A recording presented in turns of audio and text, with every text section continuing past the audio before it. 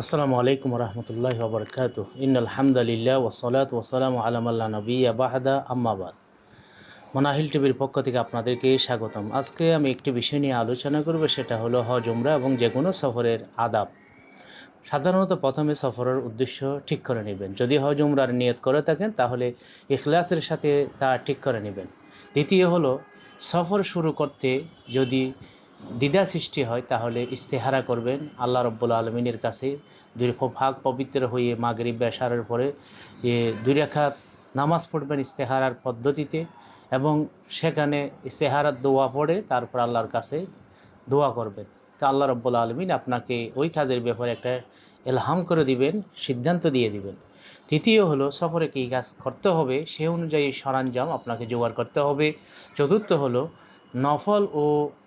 নফল উমরা এবং হজ করতে চাইলে মাতা পিতার এবং স্বামীর কাছ থেকে স্ত্রীকে অবশ্যই অনুমতি নিতে হবে। মহানবী সাল্লাল্লাহু আলাইহি ওয়াসাল্লাম সাধারণত বৃহস্পতিবারে বের হওয়াকে সুন্নত মনে করতেন, অর্থাৎ তিনি বৃহস্পতিবারে বের হতেন এবং সফরে কারো হক থাকলে যাওয়ার সময় ওসিয়ত করে যেতে হয়। এবং সফর শুরু করার পূর্বে 2 রাকাত নামাজ পড়া সুন্নত এবং প্রথম রাকাতে সূরা কাফিরুন, দ্বিতীয় রাকাতে সূরা ইখলাস পাঠ করা মুস্তাহাব। তেমনি যে কোনো স্থানে অবতরণ করলে সেখানে 2 রাকাত নামাজ পড়া মুস্তাহাব। এবং নবী সাল্লাল্লাহু আলাইহি ওয়াসাল্লাম কথাও বলেছেন, একা যেন সফর না করে সাথে আরেকজন থাকে বা আরও 2 জন থাকে। কেননা রাসূল সাল্লাল্লাহু আলাইহি ওয়াসাল্লাম বলেছেন, আল ওয়াহিদু ওয়া শাইতান ওয়াল আসনানে শাইতানান ওয়া সালাসাতু রাকবুন। 3 জন হলে তখন তাকে একটা কাফেলা হিসেবে আখ্যায়িত করা হয়েছে। কয়েকজন একসঙ্গে সফরে থাকলে তখন একজনকে আমির বানাবে। সফরে কুকুর ঘণ্টা রাখবে না। সফর শুরু করার সময় পরিবার মাশায়েখ ও বন্ধুবাবদের বিদায় জানাবেন। এভাবে আস্তাউদিউকুমুল্লাহ আল্লাযী লা তুদাইয়্যু ওয়াদাইয়ুহু, এই দোয়া পড়ে বিদায় জানাবেন। এবং তারাও বলবে আস্তাউদিউল্লাহ দীনাকা ওয়া আমানাতাকা ওয়া খাওয়াতিমা আমালিক, এবং আল্লাহর কাছে আরও দোয়া করবে যাওয়াদাকাল্লাহু আত-তাকওয়া ওয়া গাফারা যামবাকা ওয়া ইয়াসসারা লাকাল খায়র হাইসুমা কুনতা। বাড়ি থেকে বের হওয়ার সময় এই দোয়াটা পড়বে, আল্লাহুম্মা আউযু বিকা আন আদিল্লা আও উদাল্লা আও আজিল্লা আও উযাল্লা আও আজলিমা আও উজলামা আও আজহালা আও ইউজহালা আলাইয়া। এভাবে দোয়াটা করবেন। এবং সফরে যখন যানবাহন উঠবেন তখন বিসমিল্লাহ বলে ডান পা দিয়ে উঠবেন। এরপরে 3 বার আলহামদুলিল্লাহ, 3 বার আল্লাহু আকবার পড়ে এই দোয়াটা পড়বেন, সুবহানাল্লাযী সাখখারা লানা হাযা ওয়া মা কুন্না লাহু মুকরিনিন ওয়া ইন্না ইলা রাব্বিনা লামুনকালিবুন।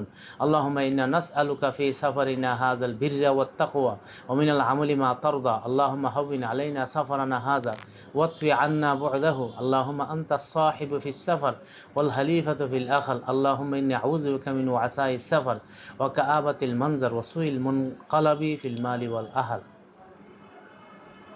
এই দোয়াটা পড়বে। এবং সফরে থেকে যখন বাড়িতে ফিরবে তখন একটা দোয়া পড়া মুস্তাহাব, আইবুনা তাইবুন আবিদুন আলি রব্বিনা হামিদুন, এই দোয়াটা পড়া মুস্তাহাব। এবং রাসূল সাল্লাল্লাহু আলাইহি ওয়াসাল্লাম এভাবে যখন কোনো স্থানে উঠতেন উপরে আল্লাহু আকবার বলতেন, যখন নিচে নামতেন সুবহানাল্লাহ বলতেন, স্বাভাবিক অবস্থায় লা ইলাহা ইল্লাল্লাহ পড়তেন। এবং প্রতিদিন ফজর হলে এই দোয়াটা পড়বে, সামিয়া সামিআন বিহামদিল্লাহ ওয়া হুসনা বালাইহা আলাইনা রব্বানা সাহিবনা ওয়া আবদিল আলাইনা আইজাম বিল্লাহি মিনান নার।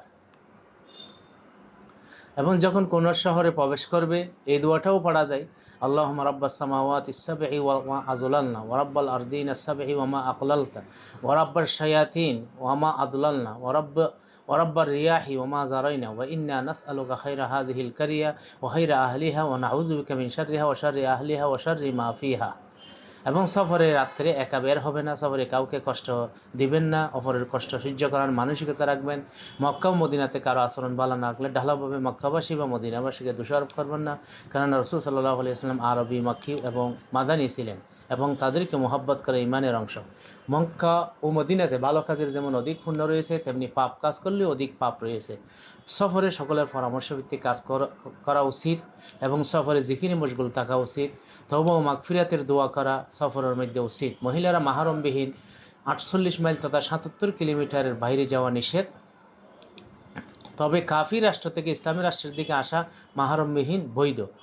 কোথাও অবস্থান করলে এই দোয়া পড়বেন, আউযু বিকালিমাতিল্লাহি তাম্মাতি মিন শাররি মা খালাক। আরাম করার ইচ্ছা হলে পথে আরাম করবেন না, কারণ বিভিন্ন প্রাণীরা চলাফেরা করে। এবং কাউকে যখন বই করবেন তখন এই দোয়াটা পড়বেন, আল্লাহুম্মা ইন্না নাজআলুকা ফি নুহুরিহিম ওয়া নাউযু বিকা মিন শুরুরিহিম।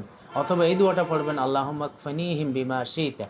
সফরে দলবদ্ধভাবে থাকা উচিত। সফরে কষ্ট হলে রোজা না রাখা উত্তম। আর সফরে কোথাও পাথারা হয়ে গেলে আজান দেওয়া সুন্নাহ। সাথী পাওয়া গেলে একা সফর মাকরুহ। হজের সফরে সব ধরনের পাপকে বর্জন করতে হবে। সফরের সাথে রাস্তা নিরাপত্তা না থাকলে আমানতের সম্পদ নেওয়া যাবে না। যদি নেওয়া হয়, হারিয়ে গেলে জরিমানা দিতে হবে। আর যদি রাস্তার নিরাপত্তা থাকে তখন নিতে পারবে। বর্তমানে নিরাপত্তা নেই, যে কোনো সময় চুরি হতে পারে, তাই নেওয়া যাবে না। নিলে হারিয়ে গেলে জরিমানা দিতে হবে। এই বিষয়টা আমাদেরকে খুবই গুরুত্বপূর্ণ সহিত খেয়াল রাখতে হবে। এবং সফর শেষে দ্রুত বাড়ি ফিরা, এবং এটাই হলো রসুলের সুন্নাহ। নবী সাল্লাল্লাহু আলাইহি ওয়াসাল্লাম বলেছেন, আস-সফরু কিতআতুম মিনাল আযাব ইয়ামনাউ আহাদাকুম তাআমাহু ওয়া শারাবাহু। সফর হলো আযাবের একটা, শাস্তির একটা অংশ। সুতরাং কারণ সেখানে যে কাউকে খাবার পিনা ঘুম ভালোভাবে করতে দেয় না। ফাইজা কাযা নাহমাতাহু ফাল ইউআজ্জিল ইলা আহলিহি। যখন সে তার কাজ সম্পাদন করবে সেই জন্য দ্রুত বাড়ির মধ্যে ফিরে আসে। এবং রাসূল সাল্লাল্লাহু আলাইহি ওয়াসাল্লাম এই কথাও বলেছেন যে সফরের মধ্যে সফরের মানুষের দোয়া কবুল হয়। 3 প্রকার ব্যক্তির মানুষের দোয়া কবুল হয়। একটা হলো মজলুম, আর একটা হলো মুসাফির, আর একটা হলো মা বাবার দোয়া। আল্লাহ পাক সফরের আদাবগুলি পালন করে তৌফিক